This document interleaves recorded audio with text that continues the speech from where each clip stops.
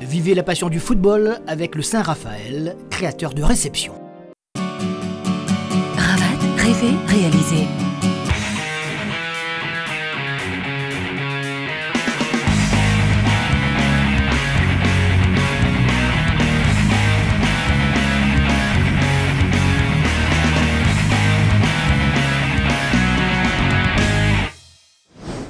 Bonsoir et très heureux de vous retrouver pour cette nouvelle page sur le football local après ce bon week-end, on l'espère en tout cas pour vous, et cet excellent début de semaine.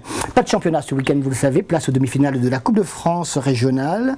Et on connaissait depuis samedi soir les deux premiers qualifiés dans le groupe 1 et dans le groupe 2 pour les prochaines finales. On va vous montrer des images tout à l'heure, mais dans le groupe 2 d'abord, quelle est la deuxième équipe entre la Saint-Louisienne et la Sainte-Marienne? Une bien belle affiche, me direz-vous, qui disputera la finale du 31 octobre de ce groupe 2. C'était hier après-midi au stade Paul Julius Bénard. Belle rencontre sur le papier tout au moins. Et un des constats que nous effectuons depuis quelques semaines maintenant, c'est la régularité de l'équipe Sainte-Marienne ici, avec le maillot rouge et bleu. Eh bien, une équipe de Sainte-Marie qui joue juste et qui surtout, même si elle n'est pas particulièrement efficace à chaque fois, sauf par exemple la semaine dernière en championnat, rappelez-vous, 5-0 face à la Capricorne, parvient toujours à s'en sortir. Alors face à la Saint-Louisienne, c'était un bon test parce que cette Saint-Louisienne-là également reste sur quelques belles performances en championnat et puis là, atteindre les demi-finales d'une coupe qu'elle détient. Il faut, rappelez-vous, l'année dernière, les Saint-Louisiens avaient battu en finale la Saint-Pierroise et étaient partis représenter le football réunionnais en métropole avec un superbe parcours. Donc cette Saint-Louisienne-là n'est pas la première venue. Donc un bon test pour les Verts, mais également pour les Blaugrana qui sont les plus entreprenants en cours de cette première mi-temps. Avec le coup franc du capitaine Mdoima au premier poteau qui a failli être prolongé par Jouet d'amour, mais il n'en est rien. Le gardien saint-louisien parvient à repousser tout cela. Le danger reste tout de même imminent devant la cage saint-louisienne. Regardez, il y a eu deux attaques sainte-mariennes, une troisième avec ce sur un nouveau coup franc. Et une nouvelle fois, Bébé est là pour capter cette balle. Alors du côté de Sainte-Marie, de la Saint-Louisienne, direz-vous, cette contre-attaque finalement stoppée par cette sortie bien couverte par son ultime défenseur de Rudy Poulousabi, qui a effectué quelques beaux arrêts, et tout cela en première mi-temps, vous l'avez noté, un peu pauvre tout de même. Il a fallu se contenter de très peu. Bien, dès le retour des vestiaires, ou pratiquement dès le retour des vestiaires, à la 48e minute, la Sainte-Marienne va ouvrir le score à la suite de cette échappée de Ishiza. Tout d'abord, ballon en profondeur pour Fabrice, regardez. Dany tente de contrer l'attaquant Saint-Marien, c'est lui qui dévie malheureusement le cuir au fond des filets, qui prend contre-pied peut-être pas, mais son gardien de but est bien dépourvu sur cette action. Alors que s'il ne l'avait pas touché, c'est facile à dire maintenant que l'on voit le ralenti par exemple, et s'il n'avait pas touché le ballon, on ne serait pas parti dans la cage, il y aurait eu un défenseur, regardez, il y en avait deux même, Saint-Louisien qui étaient à la rescousse, mais ainsi va la vie, on ne va pas changer le monde, encore moins sur le résultat, parce que ce petit but suffit pour la qualification de la Sainte-Marienne, qui reste solide derrière, à l'image de son gardien de but, Rudy Poulousabi.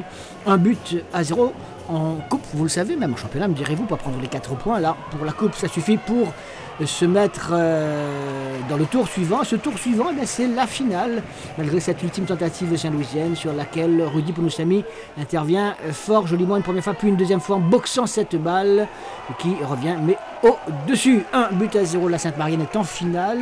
La Saint-Louisienne n'a pas à rougir, tout cela c'était très équilibré, puis, eh bien, il fallait un vainqueur, et ce sont donc les Sainte-Mariens qui ont fait la fête dans les vestiaires. On a su poser le ballon, et défensivement on a su être solide, et après on marque ce petit but en début de deuxième période. Ça nous soulage et voilà, on contrôle le match jusqu'à la fin. Ils n'ont pas eu beaucoup d'occasions, et on gère jusqu'à la fin, et voilà, ça donne le résultat. Je pense qu'en première mi-temps, justement, quand vous avez évolué un petit peu sur les couloirs, pourquoi ça n'a pas marché? Il y avait un peu de déchets techniques dans les passes, ça allait pas trop vite, c'était un peu lent dans la transmission, et après en deuxième mi-temps on a rectifié ça, on avait plus d'occasions, et du coup à la mi-temps le coach a rectifié ça, et ça a marché un petit peu plus. Tu penses que l'entrée de Gladysson en début de seconde période fait un plus pour vous? Non, pas spécialement, mais on sait sa capacité à garder le ballon, même dans les airs il dévie bien le ballon. On a joué un peu sur ses qualités, et voilà. Ouais, chacun, je pense, a fait son rôle aujourd'hui. Comme tu disais, Commune aussi a fait un gros boulot dans l'entrejeu. On a su être patient, on a bien écouté les consignes, on est resté en place. On ne s'est pas précipité, on a joué comme on savait le faire, comme on sait le faire depuis un petit bout de temps. Et voilà, après Fabrice, au début de deuxième mi-temps, il nous fait un exploit et il met ce but-là. Et après on reste solide, on arrive à être solide jusqu'à la fin. Et avec Lionel, Zadi, Joe, Mika et Florent et Commune, que je citais tout à l'heure. Donc on a bien poussé tous les associés saint-louisiens et du coup permettre de se qualifier. Sur un plan de vue personnel, tu n'encaisses pas de but aujourd'hui, tu fais quand même un super match. Comme je dis, tout le monde a été à jouer la même partition, comme dit le coach. Donc ce que j'avais à faire, je pense que je l'ai fait comme il fallait, comme on me le demande. C'est ce qu'on attend de moi, donc c'est bien. Sur le point de vue de l'équipe, vous faites quand même un match très sérieux. En première mi-temps, il y avait quand même possibilité de scorer. Oui, première mi-temps, il nous a manqué un petit peu de profondeur peut-être, ou première intention sur les côtés. Mais en deuxième mi-temps, on a su rectifier un petit peu. Et puis l'exploit de Fabrice fait que du coup après on est plus serein, on arrive à attendre mieux Saint-Louis. Et du coup voilà, et quand on avait le ballon, on fait ce qu'on sait faire en fait. Olivier, ce soir j'imagine que tu es déçu. Saint-Louis a quand même bien cadenassé le terrain en première mi-temps. Et il y avait peut-être possibilité de rivaliser, on va dire, un peu plus avec cette Sainte-Marienne. Oui, il y avait la place. Il y avait la place de rivaliser, c'est sûr. Mais après un gros match comme celui-là, tout se joue sur les détails. Malheureusement, ça joue contre nous. Déçu. Et puis je pense que ce genre de match va nous permettre de progresser pour la suite. Voilà, je suis un petit peu déçu parce que les joueurs ils ont quand même fourni beaucoup d'efforts, ils ont respecté le schéma tactique, donc voilà, déçu. En première mi-temps, tu as quand même bien cadenassé les couloirs justement par rapport à Sainte-Marie qui attaque comme ça. Tu penses que le changement tactique opéré par l'équipe d'en face a posé un problème avec l'entrée d'addition en deuxième mi-temps? Non, je pense que voilà, c'est juste l'action de manque de concentration. Parce qu'en plus, quand on regarde le but qui marque, donc Fabrice il veut centrer et c'est Dany qui malheureusement contre le ballon dans nos buts. C'est vraiment dommage. Je pense que si on n'aurait pas encaissé, je pense qu'on serait allé loin. Voilà, la Sainte-Marienne qui rejoint donc la Saint-Pierroise en finale du groupe 2, qui s'est pour sa part qualifiée aux dépens des Marsouins de Saint-Leu. C'était samedi soir, on revient sur ces images. Une équipe saint-pierroise qui court depuis de très nombreuses années derrière ce trophée de Coupe régionale de France. Alors, cette année pourrait être la bonne, puisque l'avant-dernière marche de ce groupe 1 a été franchie avec succès. On va le voir sur ces images au cours d'un match où le public était relativement bien présent. Des Saint-Pierrois qui partaient avec, je vous le disais, les faveurs du pronostic face au rouge des Marsouins de Saint-Leu qui n'avaient absolument rien à perdre. Donc, essayez pourquoi pas de perturber cette équipe saint-pierroise.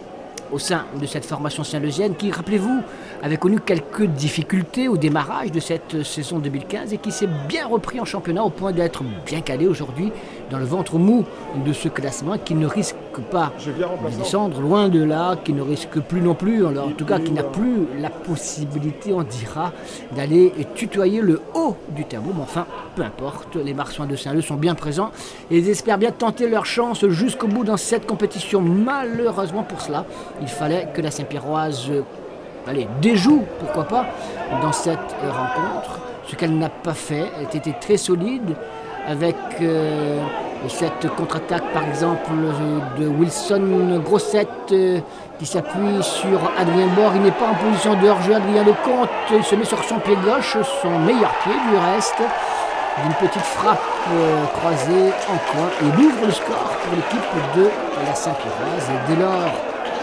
il va falloir que les Marsouins réagissent. Ce n'est pas simple du tout. Regardez, il n'est pas en position de hors-jeu. Il y a eu une défense des Marsouins de Saint-Leu qui est montée en retard au point de remettre en bonne position, en tout cas dans le jeu, le buteur Saint-Pierrois, le premier pour l'instant.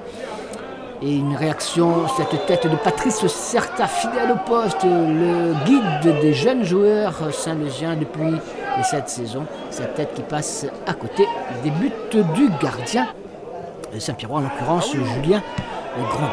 Cette frappe d'Adrien Bois, précisément repoussée par Damien Vinqueta-Sala, ne donne rien, puisque les Saint-Pierrois avaient, vous l'avez bien compris, la possibilité d'inscrire ce deuxième but, mais au sein de la défense des Marsouins, c'est pas la joie pour l'instant. En seconde mi-temps, dès le retour des vestiaires, regardez cette grossière faute de la défense saint-légienne, avec cette attaque d'Ivan qui s'est montré le plus rapide. Et cela amène quoi? Vous l'avez bien compris, grand désespoir de Jamal Bendeba.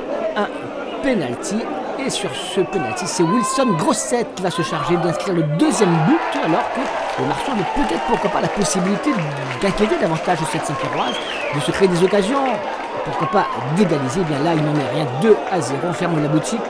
La Saint-Pierroise empoche le billet pour la finale du groupe 2 de cette Coupe de France régionale avec Alexandre Loricourt, qui aurait pu marquer lui également un troisième but, mais ça aurait été trop sévère pour les Marsouins. Qualification de la Saint-Pierroise qui est en finale.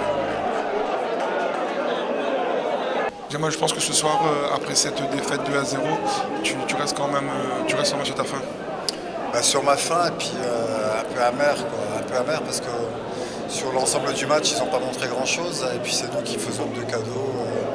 Après, quand tu mènes 2-0, c'est plus facile de gérer, quoi. Donc techniquement, ils sont pas mal. Ils peuvent gérer. Mais après, sur l'ensemble du match, si on est à 0-0, c'est vrai que c'est un autre match. Mais malheureusement, c'est la coupe. C'est dommage parce qu'en fait les Marsouins font quand même une très bonne entame. On n'a pas vu une grande Saint-Pierroise aussi dans le premier quart d'heure. Ouais, c'est ça, c'est que nous en ce moment on est dans une bonne dynamique. Il aurait fallu qu'on ait un peu plus d'expérience pour pouvoir justement ne pas faire ces erreurs-là, ces erreurs bêtes en plus. Et puis donc 2 erreurs, 2 cadeaux, 2 buts, et à partir de là ça devient difficile. Devant une Saint-Pierroise ou devant une grosse équipe, ça devient difficile. Mais bon, on n'a rien à regretter, on a joué notre coup à fond et puis on va dire que la Coupe de France était un peu le bonus des Marsouins sur cette demi-finale, alors qu'en championnat, vous maintiendrez bien, quoi. Ouais, on a encore le championnat, on a encore la Coupe de la Réunion. On va se rabattre sur autre chose, mais bon, nous, on ne se fixe pas d'objectifs lointains. On prend les matchs les uns derrière les autres, on ne se prend pas la tête. On reste serein, les garçons sont déçus, c'est vrai que je peux comprendre, hein, mais après, on a un autre match qui se prépare, donc on va le préparer correctement. Quentin, je pense que ce soir, vous êtes heureux, là, Saint-Pierroise, au final. On est très heureux, on a fait le boulot, on avait à cœur de gagner ce match. Je pense qu'on a bien respecté les consignes, on était bien en place. Après, je pense qu'on aurait pu marquer, je pense, un but de plus, un ou 2 buts de plus. Mais il ne faut pas être trop gourmand. Je pense qu'on a fait le boulot et c'est l'essentiel, je pense. Contre les Marsouins, ça sentait quand même le match perdre cette demi-finale. Tout à fait, surtout que c'était une équipe qui n'avait plus perdu depuis qu'ils avaient perdu contre nous. Donc ils revenaient bien. On voit que c'est une équipe qui a envie. Et on savait que ça n'allait pas être facile contre eux. L'important c'était de marquer vite. Et c'est ce qu'on a fait. Donc voilà, quoi. Et donc du coup, si on revient un petit peu sur le jeu, c'est vrai que la Saint-Pierroise n'a pas démontré non plus grand-chose. Mais bon, après les deux buts sont là et la victoire est là. Ouais, mais après, dans le football, vous savez, on est sujet des fois à faire du jeu, des sujets à garder un score. Après le 2-0, je pense qu'il fallait plus trop se livrer. Je pense qu'il fallait garder le score, qu'il fallait gérer nos temps faibles et nos temps forts. Après, le football, c'est bien d'attaquer, mais c'est aussi une gestion. C'est une gestion tactique, une gestion d'intelligence. Je pense que ce soir, on l'a très bien fait. Et après, c'est sûr que dans le jeu, il y a toujours à améliorer des choses dans les dernières passes, dans les déplacements, dans la disponibilité. Mais dans la coupe, on retiendra toujours le vainqueur. Et aujourd'hui, on est en finale et on est très content.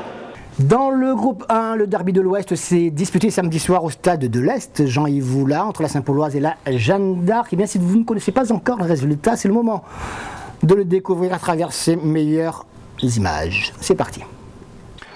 Et c'est une équipe de la Jeanne d'Arc un peu perturbée, avec notamment le départ cette semaine de Daniel Mendy qui a quitté ses partenaires. Il s'en est expliqué fort légitimement, fort poliment, fort respectueusement, mais c'est comme ça. Une équipe de la Jeanne donc qui avait un vrai défi à relever, car en face, la Saint-Pauloise, c'est que intrinsèquement, elle est censée être supérieure à cette équipe de la Jeanne, donc il lui faut absolument confirmer, surtout continuer à garder le rythme parce qu'en championnat elle est en train de perdre un petit peu de terrain, donc il faut reprendre vite confiance, rebondir par exemple à l'occasion de cette Coupe de France régionale et puis atteindre une finale de Coupe de France régionale, c'est totalement agréable et ça vous rebooste toute une équipe. Et bien c'est sans doute pour tout cela que l'équipe de la Saint-Pauloise avec le maillot bleu se montre la plus créative, la plus entreprenante, avec l'ancien joueur de la Jeanne d'Arc, précisément Ludovic Lagourde, qui se montre là très percutant, mais qui se heurte au gardien portois, qui sort vu une première fois ses partenaires. Grégory Posé que l'on va retrouver parce que les Saint-Paulois continuent à se créer les plus belles occasions. Ce bon décalage sur le côté droit.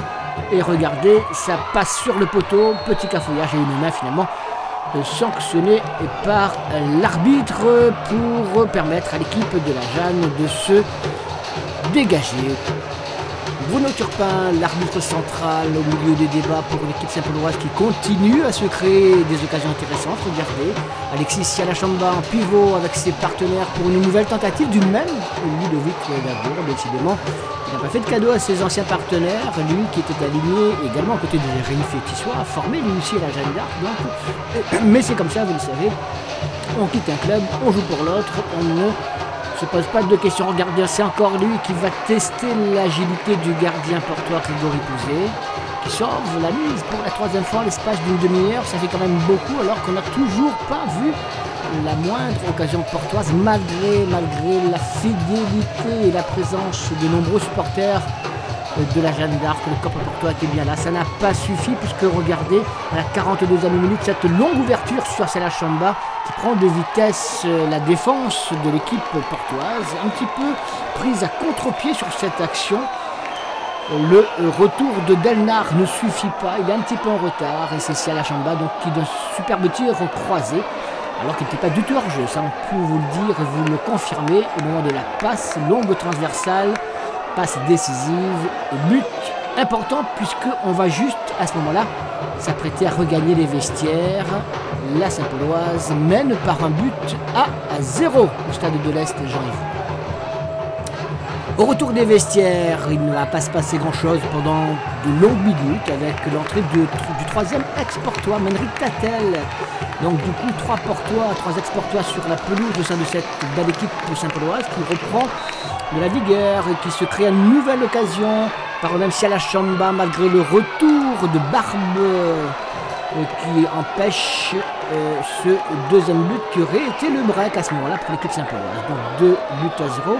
Côté portois, me direz-vous, que s'est-il passé? Eh bien, dans les arrêts de jeu, simplement cette action pour Briton, l'occasion d'égaliser. 3 de trop, ça frappe. Pour cette petite erreur de la défense Saint-Pauloise, il a glissé Cédric Froment et ça aurait pu coûter très cher à son équipe si les Portois avaient égalisé. Enfin, globalement, on est d'accord, la Saint-Pauloise mérite cette qualification pour la finale du groupe 1 de cette Coupe de France régionale en éliminant la Jeanne d'Arc qui, du coup, eh bien, n'a plus grand-chose à attendre de cette saison, si ce n'est, attention quand même, d'éviter d'être dans la zone dangereuse du championnat et la fête évidemment dans les vestiaires Saint-Paulois. Non, pas de pitié avec mon nouveau club, pas de pitié. Mais bon, c'est désolant quand même pour eux, mais bon, sur le terrain, on n'a pas d'amis, on a des ennemis, enfin, voilà quoi. Une victoire méritée? Oui, très méritée, et surtout, de poursuivre l'aventure quoi. Une finale pour la Saint-Pauloise, tu en as disputé déjà toi? Oui, on a déjà disputé, on a perdu face à la Saint-Pauloise. Maintenant, avec la Saint-Pauloise, on va essayer de rattraper le coup en gagnant la finale quoi. Tu avais perdu avec la Jeanne? Oui, voilà, en 2012, on a perdu 1-0, mais maintenant, on est en finale, on va réussir à faire l'exploit, quoi. Grosse déception. Après, elles en voulaient plus que nous. Je sais pas ce qui s'est passé aujourd'hui, on n'était pas dedans, on n'était pas... Il y a quelque chose qui allait pas, je sais pas. Il y a des fois, il y a des matchs comme ça où on ne comprend pas ce qui se passe. Et ça fait... Franchement, je pensais pas qu'on allait perdre. Je pensais vraiment qu'on allait tout faire pour gagner ce match. Et malheureusement, on est passé au travers, faut dire. C'était très très important pour nous. Très très important. C'était un virage un tournant dans cette saison rebondir, pour effacer toutes les mauvaises choses. Et on l'a raté. On l'a raté, on est passé au travers et je sais pas, j'ai pas de mots. J'aurais voulu jouer une finale ici. Pour le public, le Portois, il mérite. Mais on n'a pas fait ce qu'il fallait et là, c'est les regrets. Là, on va regretter. Là. Ce soir, moi, je vais regretter plein de choses. Parce que on n'a pas le droit. On n'a pas le droit de passer au travers comme ça un match important. Dans la forme, c'est clair qu'on est satisfait de la victoire. Ça nous fait une finale de plus. Maintenant, il y a toujours à redire, même quand c'est bon, il faut toujours essayer de se perfectionner. Et c'est dommage qu'on ne s'est pas mis à l'abri avant de mettre ce deuxième. Parce qu'on a vu sur la dernière occasion, il pouvait égaliser. C'était un match qui pouvait... Disons qu'on a un groupe, des fois, qui arrive à vous prendre à contre-pied. C'est un groupe qui, quand il est dos au mur, il sait se faire violence et réagir. Donc tout est pour eux, il faut les mettre en valeur et les mettre à l'honneur. Oui, c'est bon, c'est bien pour les joueurs, c'est bien pour le club. C'est bien dans la dynamique du club, on a de la régularité, dans chaque année on arrive à choper une finale. Là on est en finale de la CSOI, on est en finale de la Coupe de France. Mais maintenant ça reste que des finales. Il ne faut pas avoir la place du con, excusez-moi de le dire, mais il ne faut pas terminer deuxième, il faut la gagner maintenant. Et puis en championnat, essayer de continuer à semer le doute chez les grosses équipes, les grosses écuries du championnat. On pouvait relancer cette deuxième partie de saison, où là, comme on est tombé dans le ventre mou du championnat, et ne pas tomber dans la routine du championnat, parce qu'on n'avait plus rien à gagner, et en espérant qu'on n'aura plus rien à perdre aussi. Donc on aurait pu terminer en beauté cette saison et récompenser tous les supporters qui le méritent. Et malheureusement, il n'y a que qui le méritent. Et c'est ça qui est bien dommage, parce que ce qu'on a proposé ce soir, on dirait qu'on n'avait pas envie de gagner. Et donc c'est sûr que c'est compliqué. C'est passé trop de choses autour du club et dans le club ces dernières semaines? Non, il faut que nous, en tant que joueurs, on arrive à faire abstraction de tout ça. Quand vous avez une demi-finale, je pense que Saint-Paul, je ne connais pas le milieu de Saint-Paul, mais j'ai entendu aussi qu'il y avait peut-être des problèmes. Et pourtant, eux, ils sont venus avec des... Et quand ils rentrent sur le terrain, ils oublient tout ça. Il faut que nous, on arrive à faire la part des choses. Malheureusement, on n'a pas su le faire ce soir. La Saint-Pauloise rencontrera l'Excelsior en finale du groupe 1. Ce sera le 3 octobre prochain, puisque l'Excelsior a éliminé la Capricorne. Saint-Pauloise-Excelsior, notez-le, ce sera l'affiche de la prochaine journée du championnat, la 15e, qui se disputera samedi prochain. Un avant-goût, quelque part, de cette future finale du groupe 1 de cette Coupe de France régionale. Et voici ce rappel des résultats. Saint-Pauloise 1, Jeanne d'Arc 0 dans le groupe 1, Excelsior 5-2. Il a fallu les prolongations, un but partout au terme des 90 minutes pour que l'Excelsior élimine la Capricorne qui s'est bien défendue. Bravo, même si ça ne suffit pas. Finale du groupe 1, Saint-Pauloise, Excelsior, ce sera le 3 octobre prochain. Dans le groupe 2, finale Saint-Pierroise, Sainte-Marienne, on a vu ces images. Saint-Pierroise, Sainte-Marienne, ce sera le 24 octobre prochain pour ce groupe 2, cette finale. Donc deux vainqueurs, Saint-Pauloise ou Excelsior, Saint-Pierroise ou Sainte-Marienne. On ferme la page de football et on va parler de tennis de table avec ce portrait signé Alexandre Gilles qui est parti à la rencontre de Jean-René Balbine, cadre technique justement de cette ligue de tennis de table qui nous parle des Jeux des îles, mais depuis 1979, il a pratiquement tout vécu. Séquence souvenirs pour 974 TV.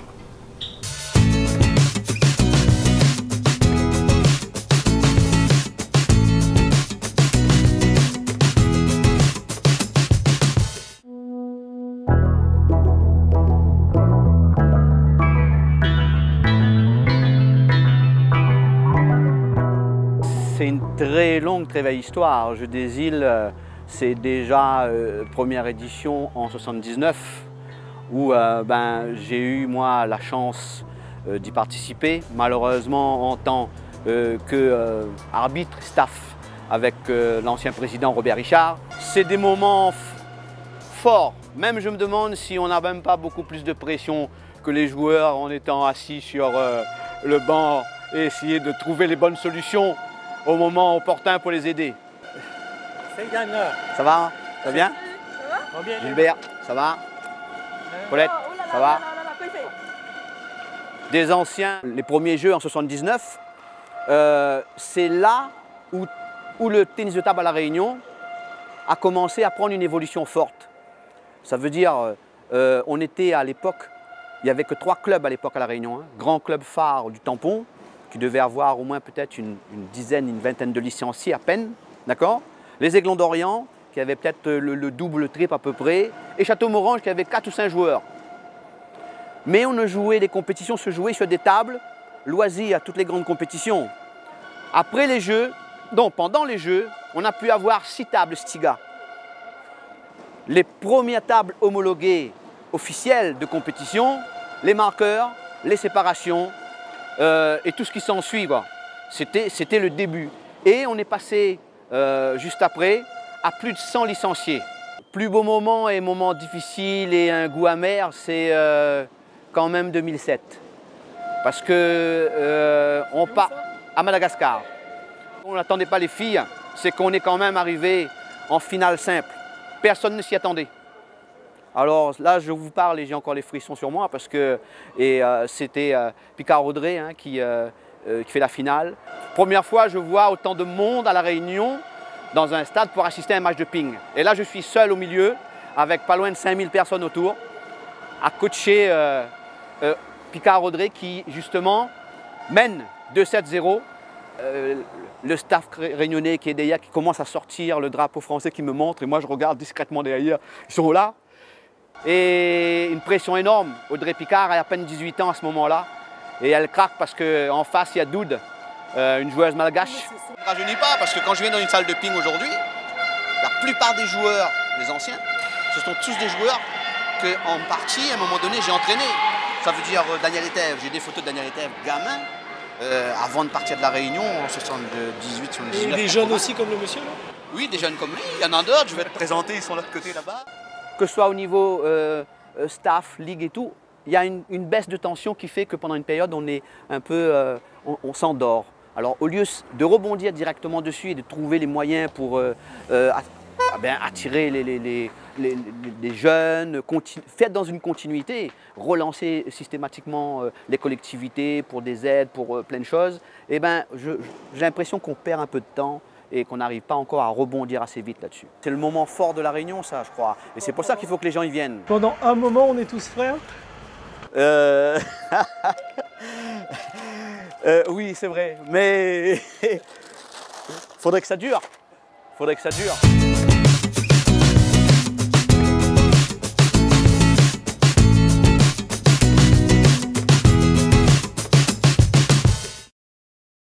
La semaine prochaine, retour du championnat avec la 15e journée, des matchs très intéressants. Regardez plutôt le programme. Vendredi soir, Capricorne Saint-Pierroise. Samedi, Saint-Pauloise Excelsior. Petite-Île Sainte-Marienne, Bras-Fusil, Marsouin, Saint-Louisienne, Jeanne d'Arc. Et puis dimanche, c'est DEFA USB. Pour vous parler de tout cela, rendez-vous, vous le savez, dimanche prochain à 13h05 pour 974 Foot et le lundi soir à 21h05 974 Foot Plus. Excellente semaine et au week-end prochain. Salut!